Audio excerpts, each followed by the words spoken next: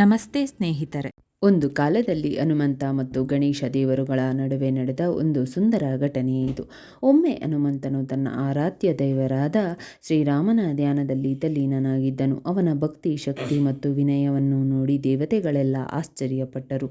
ಅದೇ ಸಮಯದಲ್ಲಿ ಗಣೇಶನು ಹನುಮಂತನನ್ನು ಭೇಟಿ ಮಾಡಲು ಬಂದನು. ಗಣೇಶನು ಹನುಮಂತನಿಗೆ ಹೇಳಿದನು, ಹನುಮ, ನೀನು ಅಪಾರ ಶಕ್ತಿಶಾಲಿ, ಆದರೆ ನಿನ್ನ ಮಹತ್ತರ ಗುಣ ಯಾವುದು ಗೊತ್ತಾ? ಅದು ನಿನ್ನ ವಿನಯ ಮತ್ತು ಭಕ್ತಿ. ಹನುಮಂತನು ಕೈ ಜೋಡಿಸಿ ಉತ್ತರಿಸಿದನು, ಗಣಪತಿ, ನನ್ನಲ್ಲಿರುವ ಎಲ್ಲ ಶಕ್ತಿ ಶ್ರೀರಾಮನ ಕೃಪೆ, ನಾನು ಕೇವಲ ಅವನ ಸೇವಕ. ಗಣೇಶನು ಸಂತೋಷಪಟ್ಟು ಹನುಮಂತನನ್ನು ಪರೀಕ್ಷಿಸಲು ಒಂದು ಸಣ್ಣ ಆಟವಾಡಿದನು. ತನ್ನ ದಿವ್ಯ ಶಕ್ತಿಯಿಂದ ಒಂದು ದೊಡ್ಡ ಪರ್ವತವನ್ನು ದಾರಿಯ ಮಧ್ಯೆ ಉಂಟು ಮಾಡಿದನು. ಹನುಮಂತನು ಅದನ್ನು ನೋಡಿ ಕೋಪಗೊಳ್ಳದೆ ಮೊದಲು ಗಣೇಶನನ್ನು ಸ್ಮರಿಸಿ ಪ್ರಾರ್ಥನೆ ಮಾಡಿದನು. ಆ ಕ್ಷಣವೇ ಪರ್ವತವು ಮಾಯವಾಯಿತು.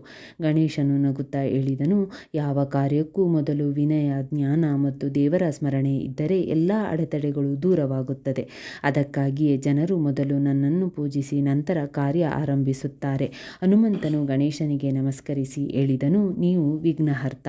ನಿಮ್ಮ ಆಶೀರ್ವಾದದಿಂದಲೇ ಕಾರ್ಯಗಳು ಯಶಸ್ವಿಯಾಗುತ್ತವೆ.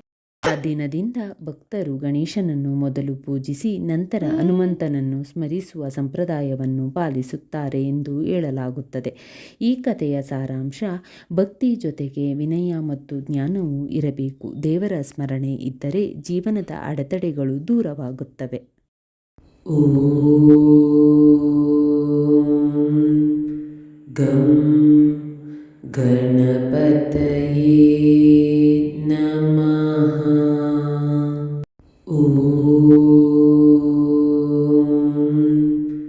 ಗಂ ಗಣಪತಯೇ ನಮಃ.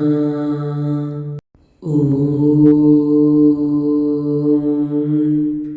ಗಂ ಗಣಪತಯೇ ನಮಃ. ಓಂ ಗಂ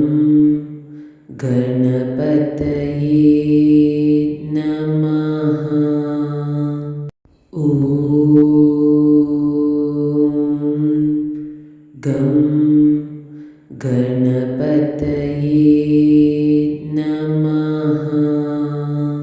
ಓಂ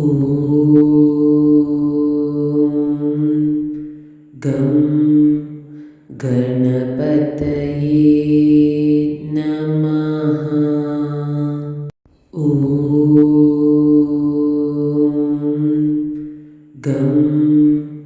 ಗಣಪತಯೇ ನಮಃ. ಓಂ ಗಂ ಗಣಪತಯೇ ನಮಃ. ಓಂ ಗಂ ಗಣಪತಯೇ ನಮಃ. ಓಂ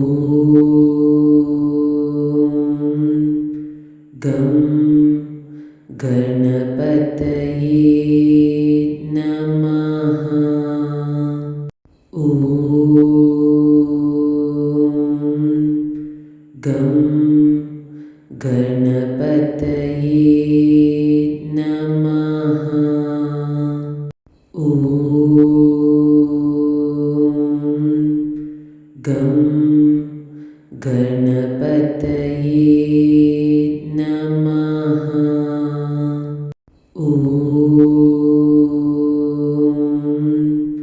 ಗಂ ಗಣಪತಯೇ ನಮಃ.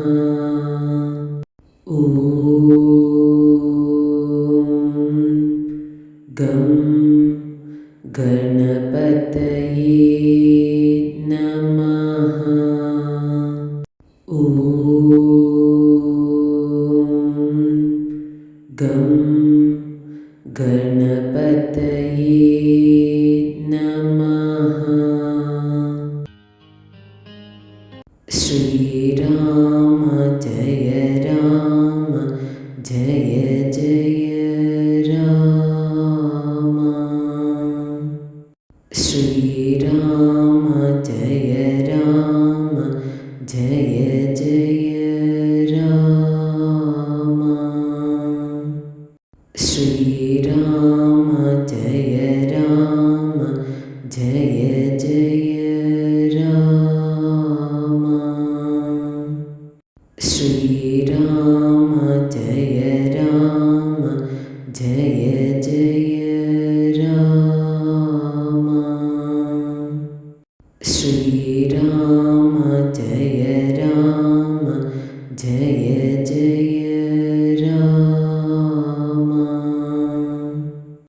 ಶ್ರೀರಾಮ ಜಯ ರಾಮ ಜಯ ಜಯ ರಾಮ. ಶ್ರೀರಾಮ ಜಯ ರಾಮ ಜಯ ಜಯ ರಾಮ. ಶ್ರೀರಾಮ ಜಯ ರಾಮ ಜಯ ಜಯ ರಾಮ. ಶ್ರೀರಾಮ ಜಯ ರಾಮ ಜಯ ಜಯ ರಾಮ. ಶ್ರೀರಾಮ ಜಯ ರಾಮ ಜಯ ಜಯ ರಾಮ. ಶ್ರೀರಾಮ ಜಯ ರಾಮ ಜಯ ಜಯ ರಾಮ. ಶ್ರೀರಾಮ ಜಯ ರಾಮ ಜಯ ಜಯ ರಾಮ. ಶ್ರೀರಾಮ ಜಯ ರಾಮ ಜಯ ಜಯ ರಾಮ. ಶ್ರೀರಾಮ ಜಯ ರಾಮ ಜಯ ಜಯ ರಾಮ. ಶ್ರೀರಾಮ ಜಯ ರಾಮ ಜಯ ಜಯ ರಾಮ.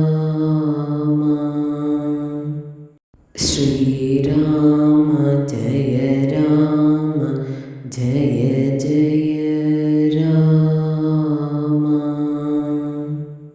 ಶ್ರೀರಾಮ ಜಯ ರಾಮ ಜಯ ಜಯ ರಾಮ. ಶ್ರೀರಾಮ ಜಯ ರಾಮ ಜಯ ಜಯ ರಾಮ. ಶ್ರೀರಾಮ ಜಯ ರಾಮ ಜಯ ಜಯ ರಾಮ. ಸ್ನೇಹಿತರೆ, ಈ ವಿಡಿಯೋ ಇಷ್ಟವಾದಲ್ಲಿ ಲೈಕ್, ಶೇರ್ ಆ್ಯಂಡ್ ಕಾಮೆಂಟ್ ಮಾಡಿ. ಮುಂದಿನ ವಿಡಿಯೋಸ್ಗಳಿಗಾಗಿ ಚಾನಲ್ ಅನ್ನು ಸಬ್ಸ್ಕ್ರೈಬ್ ಮಾಡಿ. ಧನ್ಯವಾದಗಳು.